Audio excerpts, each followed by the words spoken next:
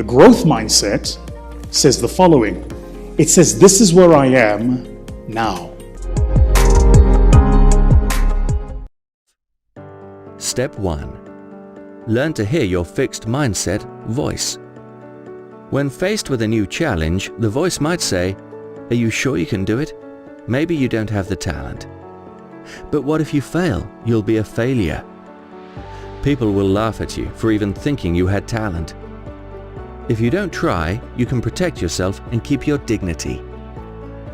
When you hit a setback, the voice might say, "This would have been a snap if you'd really had talent. You see, I told you it was a risk. Now you've shown the world how limited you are. It's not too late to back out, make excuses, and try to regain your dignity." As you face criticism, you might hear yourself say, "It's not my fault, it was something or someone else's fault." Constructive feedback might make you feel angry at the person who's giving you feedback. Who do they think they are? I'll put them in their place. Even if the feedback is specific and very constructive, you might just hear, "I'm really disappointed in you. I thought you were capable, but now I see you're not." Step 2. Recognizing that you have a choice. How you interpret challenges, setbacks, and criticism is your choice and yours alone.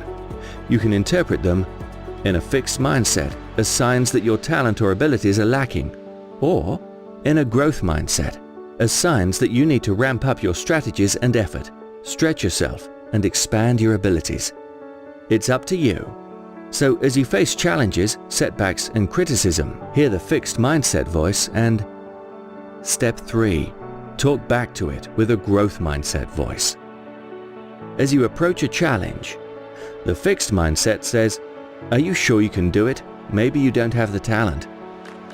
The growth mindset answers, "I'm not sure I can do it now, but I think I can learn to with time and effort." Fixed mindset, "But what if you fail? You'll be a failure." Growth mindset, "Most successful people fail somewhere along the way to success." Fixed mindset, "If you don't try, you can protect yourself and keep your dignity." Growth mindset, "If I don't try, I automatically fail. Where's the dignity in that?" When you hit a setback, fixed mindset, "This would have been a snap if you really had talent." Growth mindset, "That is so wrong. Basketball wasn't easy for Michael Jordan, and science wasn't easy for Thomas Edison or Albert Einstein. They had a passion and put in tons of effort." As you face criticism, fixed mindset, "It's not my fault, it was something or someone else's fault." Growth mindset, "If I don't take responsibility, I can't fix it. Let me listen, however painful it is, and learn whatever I can." Then, Step 4. Take the growth mindset action. Over time, which voice you listen to becomes entirely your choice. Whether you take on the challenge wholeheartedly, learn from your setbacks and try again, or hear the feedback and act on it. Success is now in your hands. If you focus on process, do your best, and enjoy it.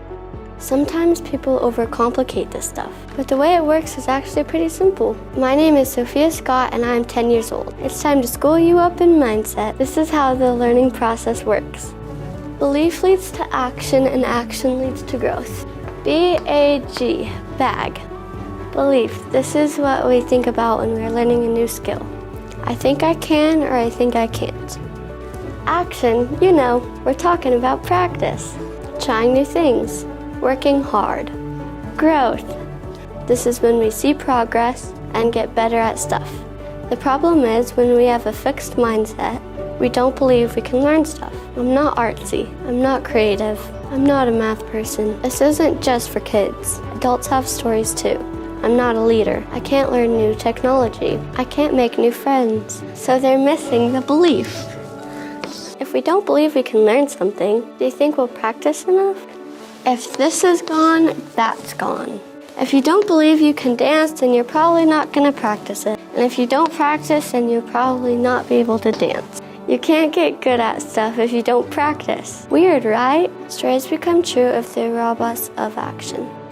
First, growth mindset is not some magic pill or secret formula. Yeah, you just have to believe and then you can grow. No, you know and I know action is the key to growth. We still have to do the work. That can take some time, that can take some patience, that's going to take some experimentation. But the belief we can grow provides the fuel. To wrap this thing up, I'm not standing up here saying anyone can do anything. That is not our message. Like, I'm not going to go play in the NBA because I know about neuroplasticity. But we are going to bat on the fact that for the most part, we can get better at stuff. Much better than we realize. Rather than letting the stories rob us of the action, the challenge is, let's put this thing in the right environment and put the stories to the test. That if we give it some time to struggle, to solve the problems, to fire the pathways, I think we'll be surprised. Our capacity to grow is much greater than we realize.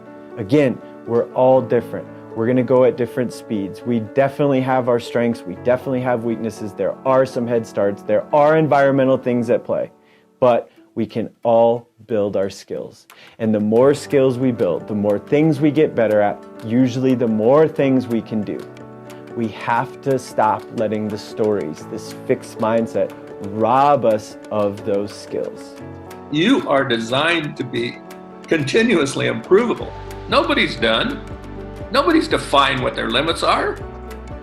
I can tell you whatever you think your limits are, you're wrong. Absolutely, everyone has the capacity to be better at virtually everything. You can be better next week, a little bit, but in a year you could be a lot better at almost anything that matters to you. And that's the way you should think about it. I mean, if I want to be better at these things that matter to me, let's get to work. Look, I don't want this to come across that like learning is easy. No, it is hard, it is frustrating, and it takes some time. And again, there are challenges that can absolutely get in the way, but we can all get better at getting better. And the magic is that once you get into a learning mode, once you're really trying to improve yourself on a regular basis and acquiring new skills and improving whatever is important to you, you actually improve the machinery that controls learning for everything. The best advice I have for you is aim low, start small. Pick one skill, one relevant skill that if you develop could help you get better. Spend some time practicing, spend some time firing the pathways. And as we start to see that progress, we start to gain momentum. The floor becomes higher and we build from there. Stay patient, aim low, build the skills.